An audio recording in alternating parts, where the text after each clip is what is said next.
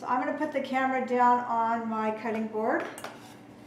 And the sauce recipe, so again, the ingredients are on the, tells us how much we need. And the recipe, step number 2, so we just did step 1, which was mise en place, which means getting all of our ingredients together. And now we're going to make the sauce. So it says start by making the sauce in a small bowl, add the cornstarch and soy sauce. Okay, so the recipe calls for a tablespoon of cornstarch. And so I have my measuring spoon here. I'm going to scoop into my cornstarch. It's getting kind of low because I've done this many times now. Okay, and then I want a level spoonful. So remember how I told you all you could just use the back of your knife to level it off. So I now have a nice, beautiful, even, level tablespoon. So you can watch right now, and then in a minute I will give you time to do your sauce. So if you want to just watch right now, that would be great. It also calls for a tablespoon and a half of soy sauce. So there's 1 tablespoon. Does anybody remember how many teaspoons are in a tablespoon? So yeah, there's 3 teaspoons in a tablespoon. Why am I asking you that? Because the recipe calls for a tablespoon and a half. I don't have a half tablespoon on here.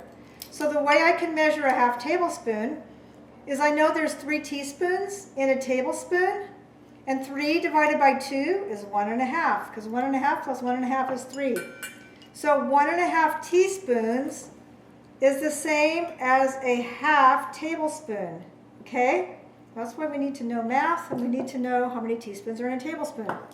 All right, the recipe tells me to stir and mix this up, so I'm going to do that right now, because I want this cornstarch to dissolve into the I want the cornstarch to dissolve into the soy sauce. I don't want lumps. Okay, so once I have that stirred up and completely dissolved, then I will add the rest of the sauce ingredients. Okay, so then it's telling me to add, I have oyster sauce. This is optional. If you don't have oyster sauce, that's fine. So I'm going to add a tablespoon of oyster sauce. Okay. And then... cornstarch. I'm sorry, what? I get the cornstarch downstairs. Go ahead and get it. And then I'm going to add a half a cup. I have vegetable broth. If you have chicken broth, that's fine too. I'm going to measure a half a cup in my liquid measuring cup.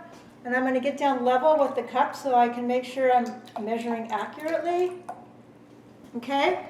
I don't know if you couldn't see that, could you? So I put it in my cup. A half cup of vegetable stock. I'm going to add it to my sauce. And then it also calls for a tablespoon of brown sugar and a pinch of pepper. Let me wipe off my spoons. Okay, I don't want to get oyster sauce in my brown sugar. So I'm going to add a tablespoon of brown sugar and a pinch of black pepper. I actually do have a pepper mill, so I'm going to just grind in a tiny bit, black pepper, like that. And then I'm going to stir it up, and that's my sauce. Okay, and then I'm going to put my sauce to the side because we aren't going to need it for a while. So it's really liquidy and runny. And that's my sauce. So I'm going to put it off to the side. So the recipe tells us to mince the ginger, peel and mince the garlic, then slice the onion. Okay, and in the ingredients, we need 2 cloves of garlic, a half a tablespoon of fresh ginger minced, and a half a yellow onion. So let's start with the garlic. So we need 2 cloves. So this is a head of garlic, but what we need are just 2 cloves. So I have one here that I've already started to pull the cloves off of. So there's 1 clove. There's 2 cloves. I'll get the rest of this out of the way. So the first thing I want to do, we talked about this last week, was cut off this tip right here. That's where it was in the root end of the garlic. Okay, just cut off a tiny little piece on each one. And then you're going to set the garlic down on its side and hit it gently with your knife. And that helps to get the skin right off, just like that. The skin comes off. Okay, so then I want to get all my skin off my area, away from where I'm working, because I don't want the skin in my food. And then I'm going to just slice it up as thinly as I can, watching my fingers. Do that with both of them. And then we're going to use the cross chop that we talked about. And we're going to mince the garlic. Okay, so my other hand's up on top. And I'm using a cross chop.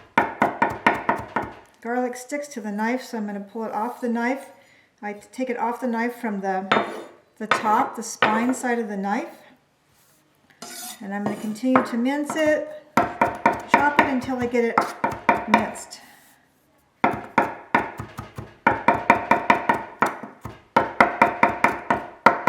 Okay, so that's how I do the garlic. Then I'm going to just put it in a little dish. And then I'm going to grate the ginger. So if you've got a cheese grater, you can do the ginger right on your cheese grater. There's this large size that we usually use for cheese, but my grater has this other one that looks like that, but it's a lot smaller. I like to use that. This one that looks like this, I don't like using that because it just tears up the food. It's also really sharp. It's easy to get cut. So this one here is the one I want to use. And here's my fresh ginger. I don't peel it, I just use the skin. And you want to push pretty hard. And all I need is a half tablespoon, so it's not going to take a lot. But I'm going to push pretty hard, and you can kind of see in here that the ginger sticks inside there. So I'm going to reach in and just get it out with my fingers. And there we go. That's actually probably even a little bit more than a half tablespoon. Now the recipe tells me when I read ahead that I'm going to be cooking the ginger and garlic together in the pan at the same time, so I can just put them in a dish together, and then I'll just put them to the side to save for later. Okay, so now for the onion. The recipe tells me to use a half of an onion. So the first thing I do when I cut an onion is I cut off a little bit off of each end. So off the root end and off the other end. I'm just going to slice off, this is being really slippery, a small amount, like that. Again, I'm going to just get the skins out of my way. And then I'm going to just take the blade of my knife, and I'm going to use it to help me grab the skin. And I'm just going to pull the skin right off, like this. Okay. So when I used to have my restaurant, I had to cut a lot of onions, so I wanted to do it as quickly as possible. All right, now there is a little knot in here, so sometimes I'll take the knot out, sometimes I'll just leave it in. All right, so I only need half the onion. So all I'm going to do is cut it in half, lay it down flat, like so, and then I'm going to do, it says thin slices. So I'm just going to slice it, my point's on the, I'm keeping my point down on the cutting board. All right, I'm using my rocking motion, and I'm just going to slice it up as thinly as possible and as quickly as possible because it's making my eyes tear. Okay, there you go. So now I'm going to keep my onion off to the side, separate. I'm not going to add it to my ginger and garlic. I'm not going to add it to my vegetables. I just want to put it off to the side and save it for later. Okay, I'm going to start the vegetables, so if you could all watch, and then you can get back to what you're doing in a minute. So I actually have a purple carrot for this. I like these carrots, they're so pretty. I think we used one in our class the other day too. So right, they're really pretty on the inside. It's telling us to use half a carrot. Okay, so everyone's carrots are different sizes. But I'm going to use like that much of my carrot. I'm using the fat part of the carrot. And I'm cutting it in like 2-inch long pieces compared to my finger. And I cut pieces like this. Now I'm going to cut it lengthwise in half. It's telling us to julienne the carrots. I'm going to do it differently than we did it in the cooking class the other day because I don't want to waste any of my carrot. I want to use all of it. So I'm going to julienne it, but what I did is I just cut it in half and laid it down, okay? That's called cutting it in half lengthwise, the length of the carrot. Lay it down, now it's flat. And now I'm going to cut julienne, I'm going to cut strips, keeping the point of my knife on the cutting board, watching my fingers, trying to use a claw. And I'm going to cut pieces like that. Okay, if I want, I could also, some of these fatter ones, I could cut them one more time so they're more kind of like a matchstick. And I want to use the whole carrot. When we did it the other day, we squared it off because we were trying to make all these beautiful cuts for our class, for the knife skills. But this time, I'm going to use the whole carrot. I don't want to waste any of it. So I'm going to make my matchsticks, and I'm just doing it a little bit differently than how we did it the other day. Okay, the red bell pepper, I'm going to cut it in half lengthwise. And then I'm going to get the seeds out of it. I'm going to pull the seeds out, throw them in the trash. And then if there's like little pieces of white rib, I'm going to pull that out and throw that away. All right, and then I'm only using I'm using a cup of red bell pepper, I think is what it calls for. Yeah, a cup of red bell pepper. So I have a measuring cup here. But what I'm going to do is I'm going to cut it. I could leave it whole like this. Or if my pepper's really big, I could cut it in half. And so I'm supposed to julienne this. So I like to cut with my pepper on the inside. I know it's more stable to set it this way, but to me, the pepper on this side, the skin is hard and it's also kind of slippery, and I don't want to cut myself. And if my knife's not super sharp, it's going to have a hard time cutting through it. So I always cut my bell peppers on the soft side, the inside, and I'm trying to make thin strips. I need 1 cup. So you can cut these in half again if you want, or you can leave them whole like this. Or if you want, you can cut them in half like that. All right? And then, yeah, some of these that are kind of big, I might just cut them in half. And then I'm going to measure it. It tells me I need a cup. So I'm going to put it in the cup and try to get a cup of red bell pepper. So I'm going to show you the broccoli, and I'm going to show you the snap peas. So I'm going to just put all these together in a bowl. The recipe tells me to add them all at the same time, so I can just put them in a bowl. The broccoli, it calls for the florets. So the florets are the top part of the broccoli. So I'm just going to take my knife. In fact, part of this is just breaking off right there. I'm going to just take my knife, and I'm going to try to just cut some of these florets off. And I'm going to leave them in kind of big pieces because the broccoli is going to cook faster than the carrots, for instance, and I don't want them to get totally overcooked. Again, it's calling for a cup. You can see it, I get to a cup pretty quickly here. You can use a little bit of the stem if you want. Okay, I'm going to cut them into kind of bite-sized pieces.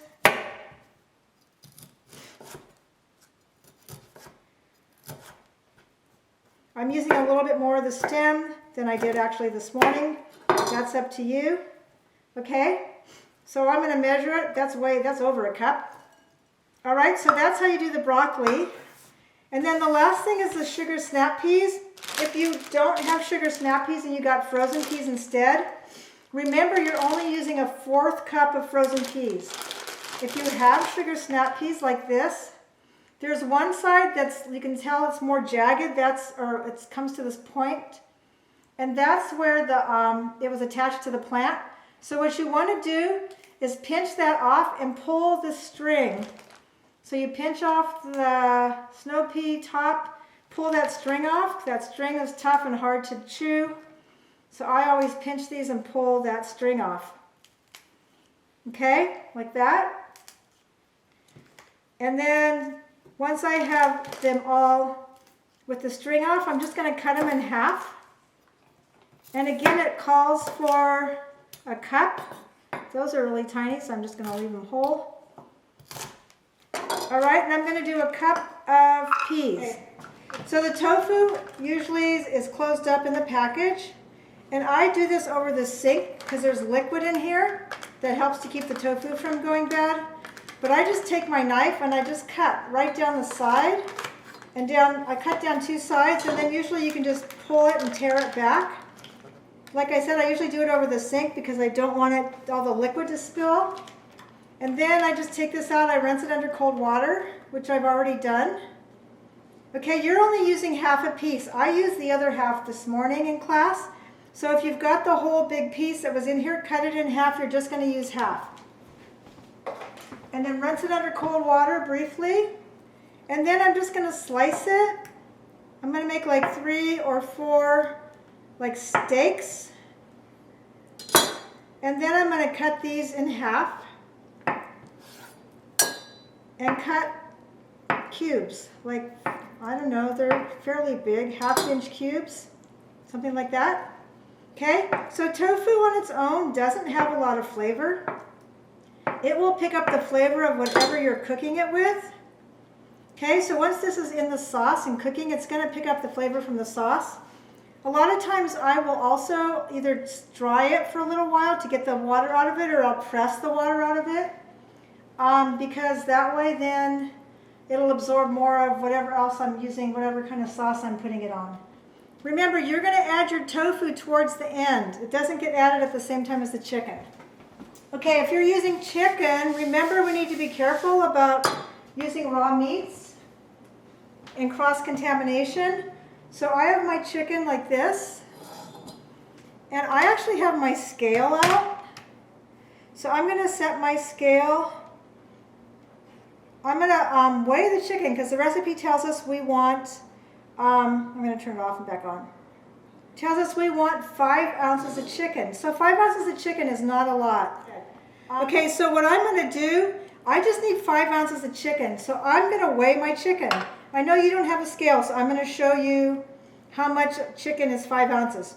So I'm putting my bowl on my scale. I'm hitting the tare button. So I don't want the weight of my bowl. I want the weight of my chicken. So here's like an average breast of chicken. If I put it in my bowl and weigh it, it weighs 7.4 ounces. I need 5 ounces. So this is more than I need. So this recipe has a lot of veggies in it, not as much chicken. So what I'm going to do, let me move this over so you can see it. I'm going to cut off a piece because I only need 5 ounces. Okay, so a piece like that. I'm going to weigh it again. That's 5.6 ounces, okay? So it's like the size of my fist. Okay, I'm a small person, so if you're a lot bigger person, you don't need even the size of your fist, but that's 5 ounces of chicken. Okay, so there's a little piece of fat on there. I'm going to cut that off. Now when you cut with your chicken, you're going to hold on to the bigger part of the chicken, and you're going to kind of saw. When you cut through chicken, you kind of have to just saw through it, okay? I don't want the pieces to be too small because when I cook them in the pan, I don't want them to overcook. Some of those are a tiny bit big. But remember, so just hold your chicken and then kind of saw through it is how you cut the chicken. Okay, so pieces about like that. This one piece is a little bit big. I might cut it in half again. I'm going to put these back in my bowl. Now remember, I need to worry about cross-contamination. I have more than I need. I'm not going to use those 2 pieces, but I want to get them off my counter. So I have like something like this, like a spray that I can spray on my counter. I don't want to get it on my other food. I want to disinfect my counter. If you have a wipe, you can use a wipe or hot soapy water. I want to get it clean. I'm going to do the same thing with my knife and my sponge and my hands at the sink. Okay, go ahead. I'm going to start by adding 1.5 tablespoons of oil to my pan. Okay, I'm using canola oil, but you can use any kind of oil. Okay, olive oil does have a little bit of a lower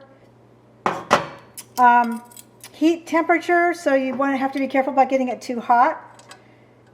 Canola oil has a little bit of a higher, like the temperature before it starts to smoke.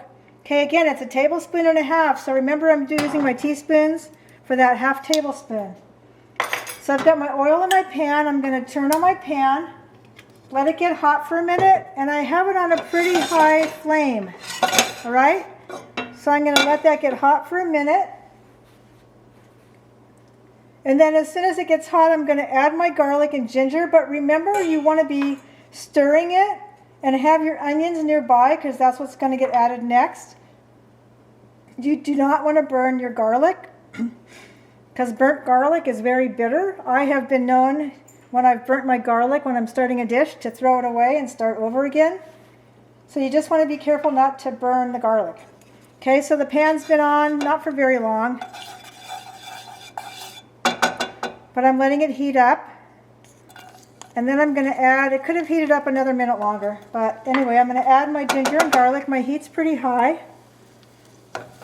So it's going to start to sizzle, which it's doing right now.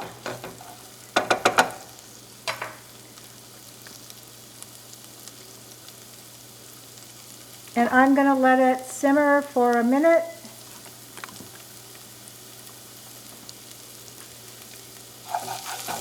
Actually, I guess it's not simmering, I don't know what you call this. It's sizzling, okay? And I'm going to throw in my onions. Okay, so I just let that go for 30 seconds, a minute. Now I'm throwing in my onion. I'm going to stir it. I want to keep my garlic and ginger from sticking to the bottom of the pan. And I'm going to add my onions and let them cook for about a minute. Maybe a minute and a half.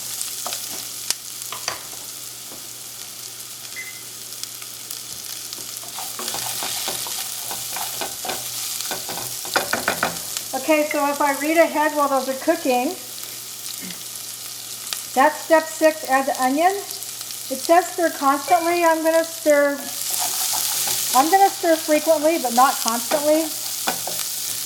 I want my onion to kind of start to get translucent. There's something weird in my pan. What is that? I want it to get kind of translucent and start to cook. And again, if my flame is starting to get a little bit too high, my pan's starting to smoke, so I'm going to turn it down a tiny bit. Then step 7 says if using chicken, add it and stir for 2 to 3 minutes. I'm not quite ready for that, but I'm just reading ahead. So you can see the onions are starting to cook. They cook fairly quickly. And I continue to stir the bottom because I don't want my ginger and garlic to stick and burn on the pan. Alright, that's starting to get translucent, like the onions are kind of starting to get clear. You can see they're sort of changing. I'm going to turn my heat down again a little bit. I'm going to throw in my chicken. And again, I'm only using 5 ounces, so I'm not using a lot. My pieces are maybe a little bit on the big side, but especially that one right there, I'm going to cut it in half. So what I want to do with the chicken is I just want it to get kind of white on the outside. I don't want to cook it all the way. My pan's getting too hot. I'm going to turn it down. I just want it to go from being pink to getting more white. If you can see. It's still going to be raw on the inside. That's okay because it's going to keep cooking when I add the vegetables. And if my pan gets too hot, I can turn it down. I have to be careful, but I can also add a tiny bit of the leftover chicken stock or a tiny bit of water just to kind of cool it off a little bit because it's getting a little hot and it's starting to stick. You don't have to do that. That's just something I do.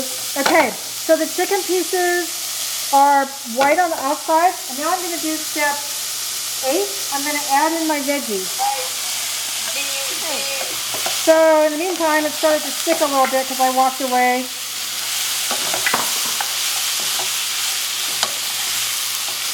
So again, just keep stirring, and now I want my vegetables to cook, and my chicken will finish cooking at this point.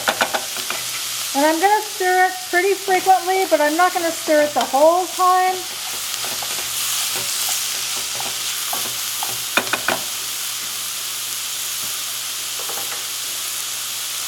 Okay, so we're on step 8 at this point.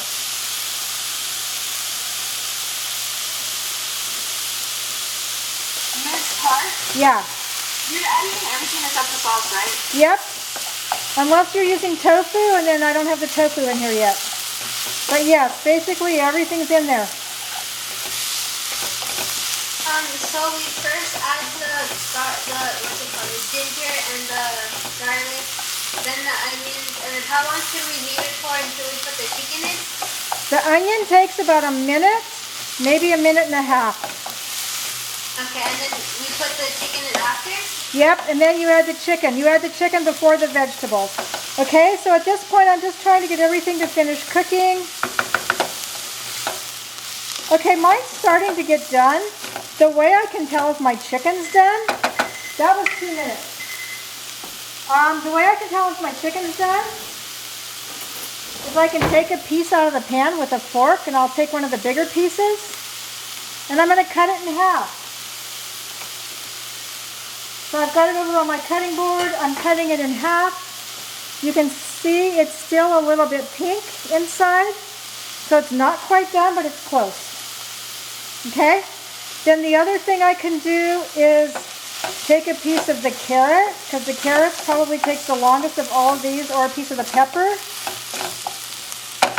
Take it out of the pan. Or I can poke it with my fork to see how soft it feels. But I can also just take it out of the pan and let it cool off for a second, and then taste it and see if it's the right texture.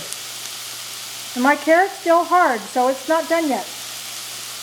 So I'm going to let it go for 1 more minute. Okay? I'm actually going to add the tofu at this point. So if you're using tofu, once your vegetables are almost all the way done, you can add your tofu. I add my tofu towards the end because when you stir the tofu, it can kind of break up into your veggies if you're not careful. And I am just trying to stir it gently at this point because I don't want to break up the tofu. I still have not added the sauce yet. I'm just continuing to let it cook. So I've cooked the vegetables about 3.5 minutes so far. I'm going to try one of the carrots again. Yeah, now the carrots, even just at 1 minute, they've gotten a lot softer. Okay, so once your vegetables and your chicken is completely cooked, now I'm going to add my sauce. I'm going to take my sauce, I'm going to stir it up again because it's kind of settled a little bit. Alright, and I'm going to slowly add it. My heat's still up pretty high. It's going to thicken in like a minute or maybe even less than a minute. So I'm going to let it continue to cook on a high heat, and I'm going to stir it. You can see it's thickening up that fast. Mine is done. It's thickened up really quickly. Once it's thick, turn off your heat. You're done. There you go. Mine's done. Okay, can you see how it thickened up? The sauce is thick. It's kind of glazing everything. All right, and now I can serve it with some brown rice that I actually have that I made that I have right here. I can serve it with some rice, and it's done.